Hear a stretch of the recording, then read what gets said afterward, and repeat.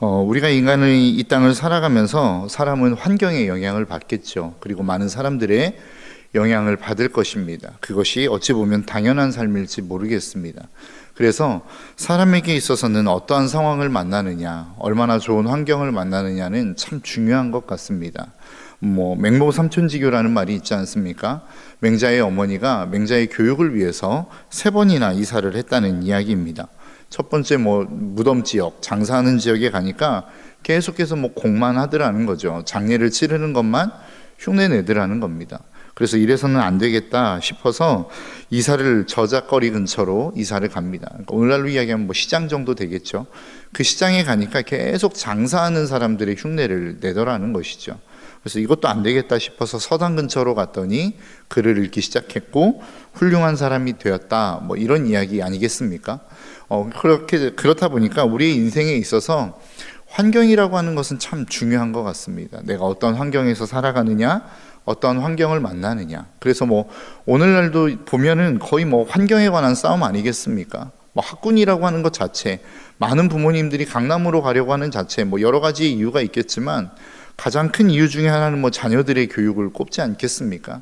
학군이 좋고 공부하는 분위기가 되고 그런 환경에서 자라다 보면 아이들이 열심히 공부할 것을 기대하며 많은 부모님들은 좋은 학군, 더 좋은 환경으로 아이들을 이사해서 그곳으로 가려고 한다라는 것입니다. 왜냐하면 인간은 그러한 환경과 상황에 지배를 받고 영향을 받는 존재이기 때문에 그렇다라는 것이죠. 그런데 모든 사람들이 다 그렇게 상황과 환경에 영향을 받는 것은 아닌 것 같습니다. 여러분 오늘 본문을 한번 보시겠습니까? 오늘 본문에 누가 나오냐면 아사왕이 나옵니다. 그런데 그 아사왕의 주변을 보면 그렇게 하나님을 섬기는 사람들은 아니었던 것 같습니다. 오늘 본문 9절에 이렇게 이야기합니다. 이스라엘의 여로보암 왕 제 20년에 아사가 유다 왕이 되어, 그러니까 같이 붙어있는 이스라엘의 왕이 누구였습니까? 바로 여로보암이었습니다. 그 여로보암은 어떤 왕이었죠? 악하기 그지없었던 왕이었습니다. 그러한 사람을 바로 곁에 두고 있었다라고 하는 것입니다.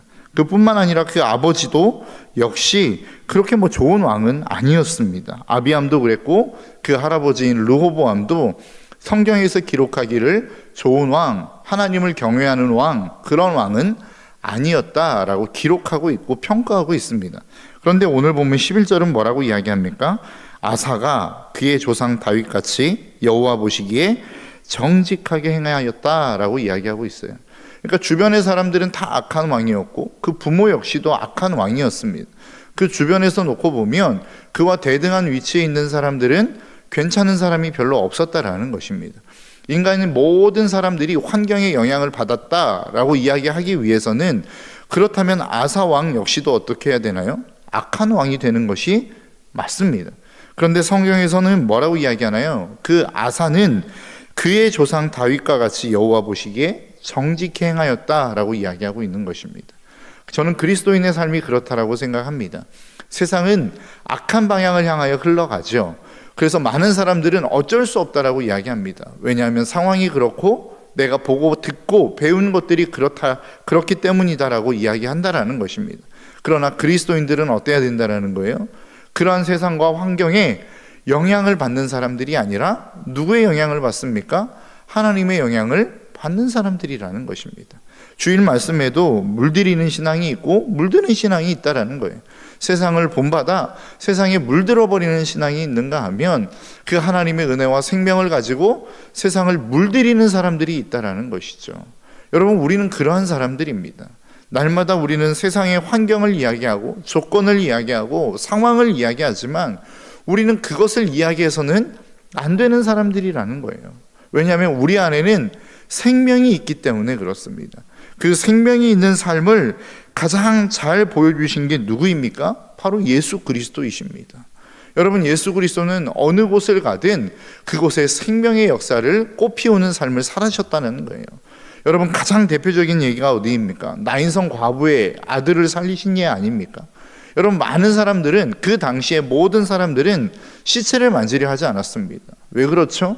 시체를 만지면 부정하게 되었기 때문에 그렇습니다. 민수기 19장 11절에 보니까 이렇게 말씀해요. 사람의 시체를 만진 자는 이래 동안 부정하리니 라고 이야기합니다. 그러니까 7일 동안 부정할 수밖에 없는 것입니다. 우리가 사마리아 비유를 놓고 보면 제사장도 나쁜 놈이고 레위인도 나쁜 놈처럼 느껴지죠. 근데 여러분 한번 생각해 보십시오. 제사장은 제사를 드려야 됩니다. 레위인은 그 제사를 돕는 사람들이라는 말이죠.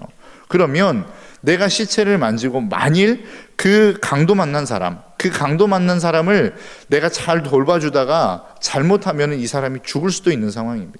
거의 죽게 돼요 라고 성경은 기록하고 있거든요.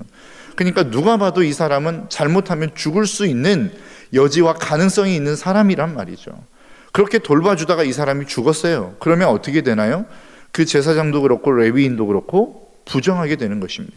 7일 동안 자신의 임무를 수행할 수 없게 되는 상황이 되는 거란 말이에요.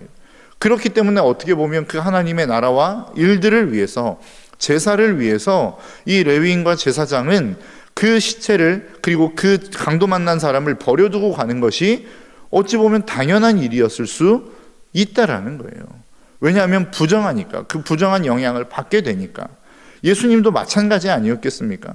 예수님이 나인성 과부의 아들이 장례를 치르기 위하여 쭉 나오는 그 장례의 행렬 속에서 많은 사람은 그 시체를 만지려 하지 않았을 것입니다. 왜요? 그 시체를 만지면 부정해지기 때문에 그렇다라는 거예요. 그런데 어떻게 하시죠? 예수님은 그 시체의 행렬을, 그 장례 행렬을 멈추시고 하시고 난 후에 예수님은 그 시체에 손을 얹어버립니다. 그리고 난 다음에 일어난 사건이 무엇입니까? 예수님이 그 시체로 말미암아 부정해진 것이 아니라 시체가 예수님으로 말미암아 살아나 버렸습니다. 우리의 삶이 그렇다라는 거예요. 예수님의 삶이 그랬다라는 거예요. 그 모든 세상에 부정한 것들이 있었고 악한 것들이 있었고, 그렇게 되면 내가 부정하게 영향을 받을 수밖에 없는 상황들이 예수님 앞에 수없이 많았지만, 예수님은 그 부정한 상황에 영향을 받아 예수님이 부정하게 된 것이 아니라 그 부정한 모든 상황을 생명으로 바꿔버렸다라는 거예요. 우리의 삶이 그런 삶이라는 것입니다. 우리의 삶에 수많은 영향을 받을 수 있는, 부정한 영향을 미끼칠 수 있는, 나를 부정하게 만드는 수많은 세상의 환경들이 있고 상황들이 있다라는 것이죠. 그러면 세상의 사람들은 그렇게 이야기합니다. 야, 세상이 이런데, 상황이 이런데 내가 어떻게 그렇게 살 수 있어? 라고 이야기하지만 믿음의 사람들은 그렇게 이야기하면 안 된다는 거예요. 왜요? 그 모든 부정과 모든 죽음과 모든 악함을 생명으로 바꾸어내신 예수 그리스도가 내 안에 있기 때문에 그렇습니다. 그렇기 때문에 우리의 삶은 세상에 영향을 받는 사람이 아니라 세상에 영향을 끼칠 수 있는 삶을 살아가는 사람으로 하나님이 저와 여러분들을 부르셨다는 사실을 잊지 않으시기를 주님의 이름으로 축복합니다. 아사가 그랬습니다. 아사는 수많은 사람들, 그 당시에 있어서 여로보암, 그리고 아비암, 그리고 그 할아버지인 르호보암의 영향을 받았다고 한다면 그 역시도 하나님을 섬기지 못할 악한 왕이 되는 것이 마땅했지만 아사는 그렇게 살지 않았다라는 것입니다. 그러면 아사가 그렇게 살지 않을 수 있었던 영향력이 어디에서 나왔을까? 오늘 보면 14절입니다. 다만 산당은 없애지 아니하니라. 그러나 아사의 마음이 일평생 여호와 앞에 온전하였으며 그가 그의 아버지가 성별한 것과 자기가 성별한 것을 여호와의 성전에 받들어 드렸으니 곧 은과 금과 그릇들이더라 라고 이야기합니다. 그러니까 아사는 어땠다는 거예요? 일평생 여호와 앞에 온전했다는 겁니다. 그리고 난 다음에 그 온전한 삶의 모습이 어땠다는 거예요? 그가 그의 아버지가 성별한 것, 그가 성별한 것을 여호와의 성전에 받들어 드렸다라고 이야기하고 있습니다. 그러니까 재물을 자기의 것으로 취하지 않고 자기의 마음대로 유용하지 않고 하나님 앞에 드렸다라고 이야기합니다. 그런데 이 드린 내용을 좀 그 신약 시대에 와서 사도행전에 놓고 보니까 초대교회가 그 물질을 어떻게 다루었는지를 말씀하고 있는 내용이 있는데, 사도행전 4장 34절에서 35절은 이렇게 이야기해요. 그 중에 가난한 사람이 없으니 이는 밭과 집에 있는 자는 팔아 그 판 것의 값을 가져다가 35절입니다. 사도들의 발 앞에 두매라고 이야기합니다. 여러분 한번 생각해 보십시오. 우리가 상식적으로 생각할 때에 무엇인가 재물이 있고 무엇인가 돈이 있고 물질이 있다면 다른 사람에게 건넬 때 어떻게 건네죠? 손으로 가지고 가서 다른 사람의 손에 전달을 합니다. 그게 상식이 아니겠습니까? 그게 우리들의 살아가는 삶의 모습이에요. 물질을 주는데 누군가가 그 물질을 발 앞에 내려놓는 사람이 있습니까? 보통 물질은 손에서 손에 전달되는 거 아니에요? 그런데 성경에서는 뭐라고 이야기하나요? 그 값을 가져다가 사도들의 발 앞에 두었다라는 거예요. 여러분, 우리의 삶을 잘 생각해 보십시오. 예수 그리스도를 믿는 신앙생활이라고 하는 것은 무엇이에요? 질서를 잡는 겁니다. 위치를 제대로 정하는 거라는 거예요. 여러분, 창세기 1장에 보면 하나님이 천지를 창조하시죠. 천지를 창조하시기 이전의 상황의 모습이 어떻습니까? 땅이 공허하고 혼돈하며 흑암이 깊음 위에 있었다라고 이야기해요. 그러한 상황 속에서 하나님이 천지를 창조하십니다. 천지 창조는 어떻게 이루어지죠? 먼저는 빛을 주시죠. 세상을 밝히십니다. 그리고 난 다음에 공간을 만드세요. 하늘과 땅을 만드시고, 그리고 그곳에 육지와 바다를 만드십니다. 그리고 그 다음에 하시는 일들이 뭐예요? 그 공간들을 채워가십니다. 해와 달과 별을 만드시고, 이 땅 가운데 나무를 만드시고, 그리고 그곳에서 살아갈 수 있는 동식물과 물고기들을 만드시고, 마지막으로 사람을 만드신다는 거예요. 그러니까 천지의 창조는 무엇이냐면 아무것도 없는 세상, 어둠으로 가득 찬 세상, 질서 없는 혼돈의 세상을 빛을 주시고 보게 하시고 거기에 대한 질서를 잡으시는 상황이란 말이에요. 그리고 그 질서의 마지막 클라이막스는 무엇입니까? 하나님과 사람과의 관계를 규정하시는 거예요. 마지막에 이 땅 그 동산, 에덴 동산에 두 나무를 세우시고 모든 것들을 먹게 하시지만 선과 악을 알게 하는 나무의 열매만큼은 먹지 말아라. 이 얘기는 뭐예요? 네가 피조물인 것을 기억하라는 거예요. 하나님이 네 위에 있고 너와 사람이 동일하게 함께하며 세상의 모든 물질은 너의 발 아래에 있고 너가 다스려야 될 것이다 라고 하나님이 말씀하고 있다는 거예요. 이게 하나님의 만드신 질서란 말입니다. 그런데 죄는 뭐예요? 그 질서가 파괴된 거란 말이에요. 세상이 사람의 머리 위에 있고 사람이 하나님을 자신의 마음대로 조정하고 자신의 뜻대로 조정하려고 하는 것이 죄란 말이죠. 그런데 그 사도행전 4장 34절 35절에서 말씀은 뭐라고 이야기하고 있어요? 그것을, 그 질서를 하나님이 그 초대교회에 은혜를 부어주심으로 말미암아 다시 한번 질서를 회복하는 거란 말이에요. 하나님이 그들 위에 있고 하나님이 그들을 다스리시고 사람과 사람과의 관계에서는 대등의 관계가 이루어지고 마지막에 재물이라고 하는 것은 사람의 발 아래 두는 것, 이게 질서란 말입니다. 그럴 때에 우리의 삶에는 무엇이 이루어질 수 있어요? 하나님 앞에 온전한 삶이 이루어질 수 있다라고 말씀하고 있어요. 이 온전한 삶이라고 하는 단어의 원어를 보니까 뭐라고 이야기하냐면 평안함, 안전함이라고 하는 의미를 함께 지니고 있습니다. 그러니까 이 질서가 온전하게 세워지기 시작할 때에 비로소 우리의 삶에는 진정한 평안이 임할 수 있다라고 성경이 우리에게 가르치고 있다라는 거예요.